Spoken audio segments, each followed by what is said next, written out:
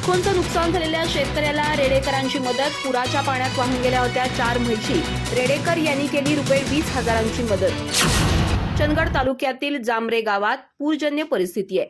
त्यामध्ये सावतवाडी उमगाव येथील हिरगा रामा गावडे या गरीब कुटुंबातील शेतकऱ्यांच्या 4 म्हैशी पुराच्या पाण्यामध्ये वाहून गेल्या. त्यामुळे त्यांचं लाखोंचं नुकसान झालं.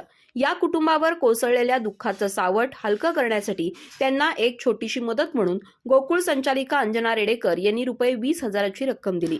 तसंच श्रीमती रेडेकर यांनी संबंधित दूध उत्पादक शेतकऱ्याला गोकुळतर्फे शक्य होईल तितकी मदत करणार असल्याचंही सांगितलं.